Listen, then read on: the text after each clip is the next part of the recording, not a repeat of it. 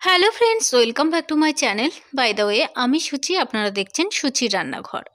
মোচার ঘন্ট রেসিপি আপনারা অনেক রকমভাবে বানিয়েছেন।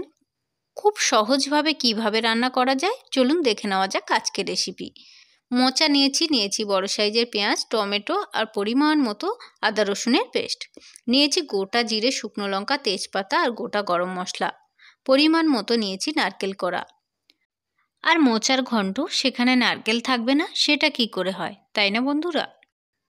দেখুন, মোচাটার গা থেকে ঠিক এইভাবে কিন্তু আমি জামাটা খুলে নেব। এইভাবে তাড়াতাড়ি কিন্তু আমি 5 থেকে 6 সেকেন্ডের মধ্যে কিন্তু মোচার গা থেকে জামাটা খুলে পরিষ্কার করে নিয়েছি। এবার মোচার ফুলের মধ্যে যে শক্ত কাঠি, সেটা কিন্তু টেনে ঠিক এইভাবে বার করতে হবে। না হলে যত সুন্দর করে মোচার ঘন্ট রান্না করুন না কেন, এই শক্ত কাঠি যদি থেকে যায় খেতে কিন্তু ভালো লাগবে না। মোচাটা এবার কেটে নেব খুব ছোট ছোট করে। যত সুন্দরভাবে কুচিয়ে মোচাটা কাটবেন, রান্না করতে যেমন সুবিধা হবে আর খেতে কিন্তু অসাধারণ হবে।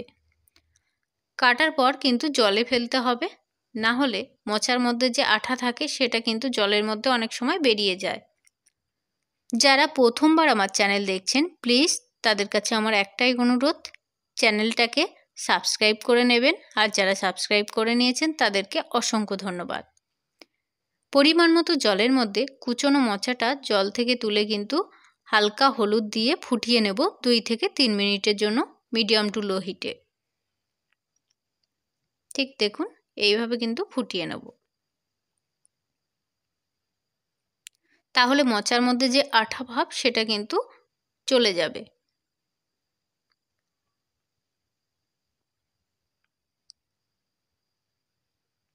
এবার আমি জল ঝরিয়ে নেব। ঠিক এইভাবে কিন্তু জল ঝরাতে হবে। জলটা ঝরুক, এবার আমরা রান্নাটা করব। কড়াইয়ে পরিমাণ মতো তেল দিয়ে দেব।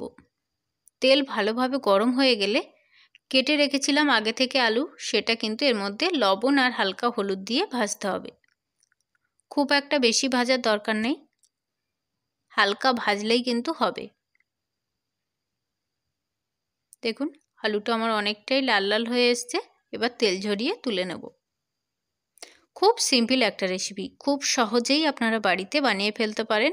এর জন্য কোনো এক্সট্রা টাইমও লাগে না।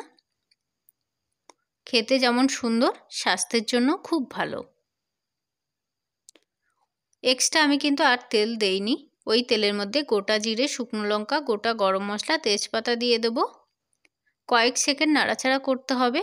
তারপর ফোড়ন থেকে যখন একটা সুগন্ধ বেরোবে, তখন কেটে রাখা যে পেঁয়াজটা কেটে রেখেছিলাম তেলের মধ্যে দিয়ে দেবো।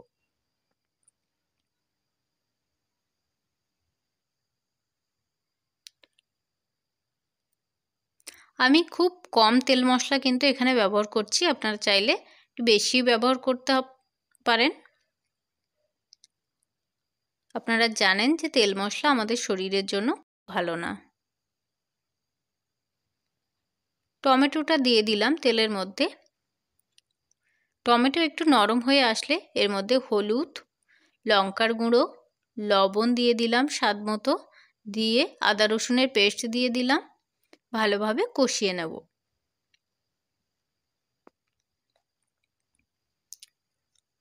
এবার হাফ টিস্পুনের মতো জিরে গুঁড়ো দিয়ে দিলাম, দিয়ে আবারও কষিয়ে নেব। দেখুন কতটা সুন্দর তেল বেরিয়েছে, তেলটা ছেড়ে দিয়েছে। এবার নারকেল কোড়াটা এর মধ্যে কিছুটা দিয়ে দেবো আর কিছুটা রেখে দেব।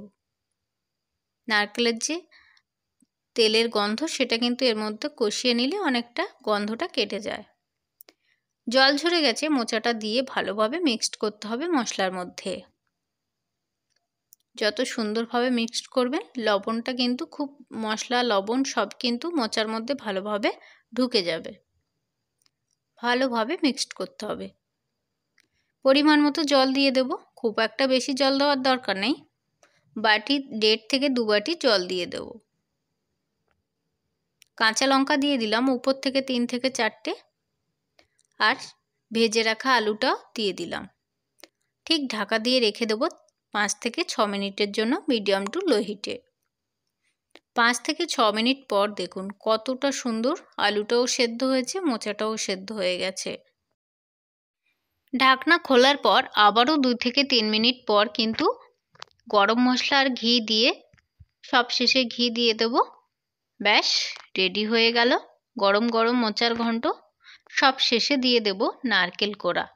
গরম গরম ভাতের সঙ্গে পরিবেশন করুন। আর কেমন হলো আমার এই রেসিপিটা অবশ্যই কিন্তু কমেন্ট করে জানাতে ভুলবেন না।